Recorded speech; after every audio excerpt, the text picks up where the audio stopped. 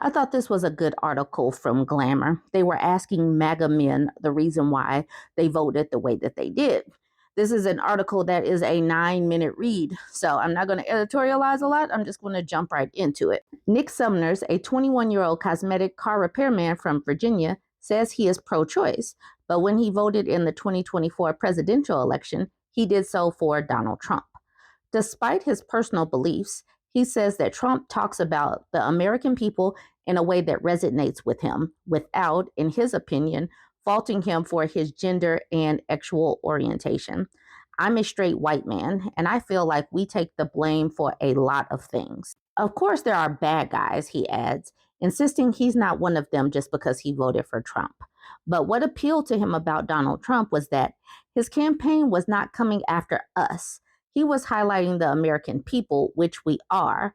It doesn't matter what color you are, what you may identify as. Since I wasn't excluded, I resonated with it. Economics also played a part. Sumner's mother lost her home during Joe Biden's presidency, though he says she actually voted for Kamala Harris, and he struggled to afford his own rent. He appreciates Trump's emphasis on the economy and building America up again. But one of the biggest issues for him has been the way men in general are assumed to be inherently bad people because of their politics or their gender. It's a touchy subject, he admits.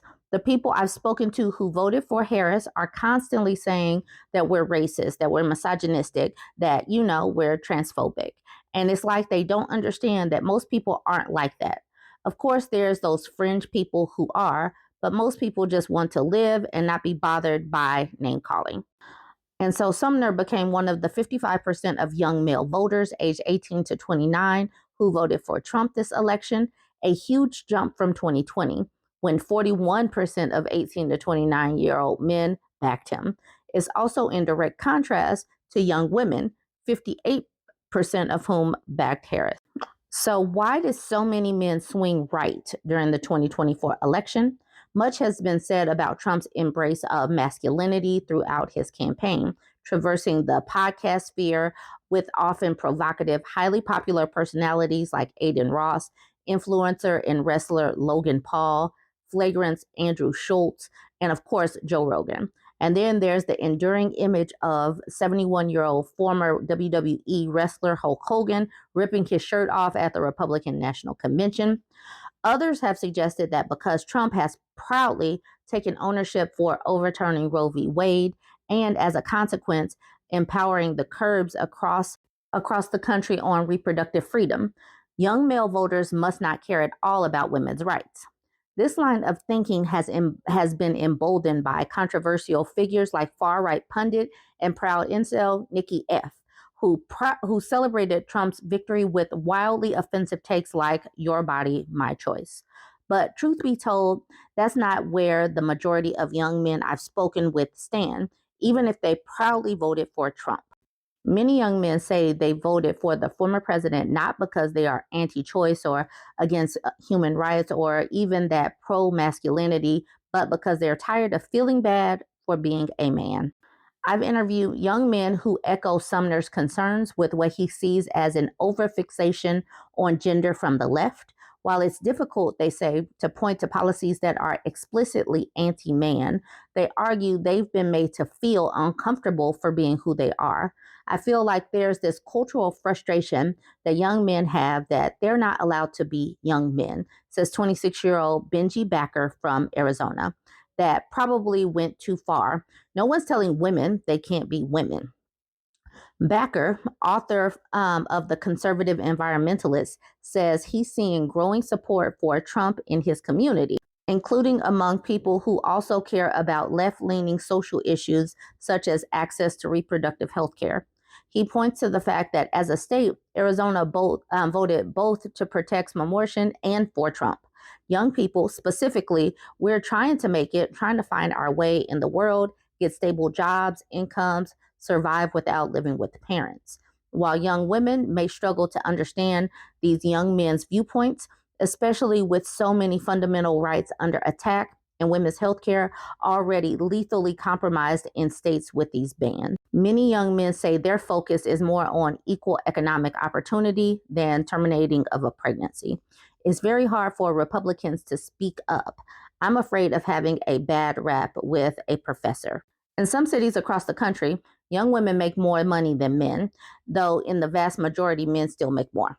They're also attending college at higher rates, and single women are buying homes at higher rates than single men. So some of the tropes about their role in enabling the patriarchy no longer resonate with today's youngest men, some of whom say they don't have firsthand experience with that world order. We feel really blamed for things that we haven't had an opportunity to impact. Backer says, adding that he has tried to ensure pay equity across his business. I have always prioritized that in everything that I do, and so it doesn't feel good to feel like I'm being blamed. I get told all the time, "You're a white man, sit down and wait your turn." And it's like, well, I can't change the fact that I'm white. I can't change the fact that I'm a man. I can't change the fact that decades or centuries ago, people made bad decisions. All I can do is what I can do now. And what I'm doing now is treating people as fairly as possible because that's what I firmly believe in. For Kobe, a 19-year-old student at the University of Michigan, it was a combination of identity politics issues as well as economics that drew him to Trump. He was in high school during the 2020 election, and while he grew up a Republican and was supportive of Trump before he could vote, he says he started learning more about politics amid the COVID-19 pandemic. Now he says he prioritizes economic growth, trying to end wars, and common sense policies, adding that he appreciates Robert F. Kennedy Jr.'s stance on junk food and was glad when Trump brought him into his orbit. A lot of younger guys are really into health now more than ever. There's this whole wave about rejecting processed foods.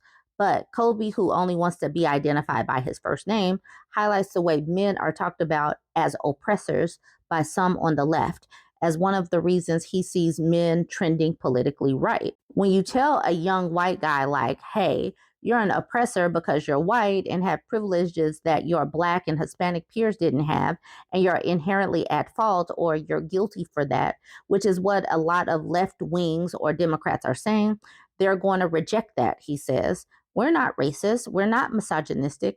We're just normal people, and we are friends with everyone. We are tired of hearing a lot of BS and from a lot of the far left.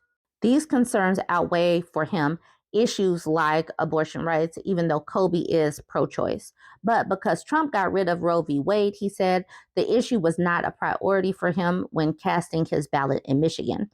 For the past 4 years, the Biden administration couldn't really do anything about it to federally protect abortion rights. In his opinion, that issue is kind of settled. It's been given to the states. A lot of men I spoke to, like Kobe, didn't care about it, but also felt it wasn't their issue. Even the ones like 19-year-old Alex George from Pennsylvania, who plans to vote for Harris. With termination of pregnancy, obviously men have their say about it, but women are the ones that it's their body. An issue that a lot of men did feel was important to them, though, was the ability to speak freely without being ostracized for viewpoints that don't align with that of their peers. Kobe says he feels this most on campus. Last week, Kobe says students and professors expressed their sadness with the election outcome. I would not have had the courage to raise my hand and then speak.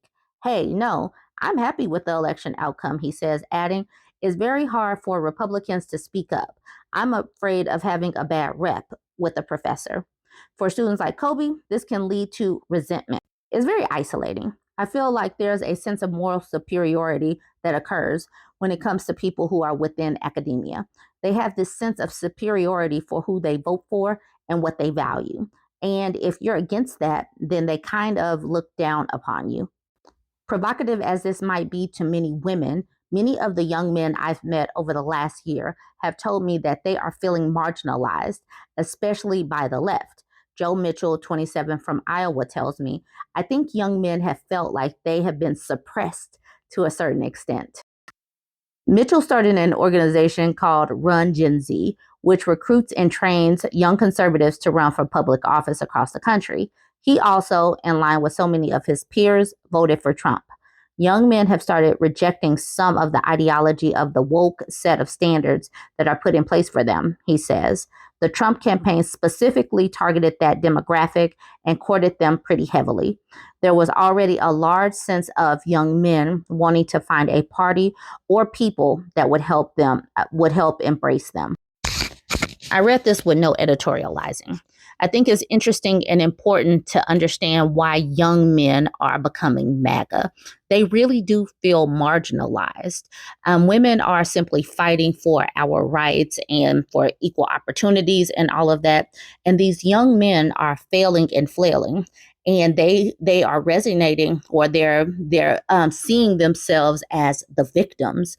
I heard a lot of victim mentality as I read this, but I want to know what you heard as you sat there and listened to me read this article. Join the conversation. Let me know what you think. I know I didn't really give too much of my opinion on this because I want to know what you think about it. Don't forget to like, comment, and share.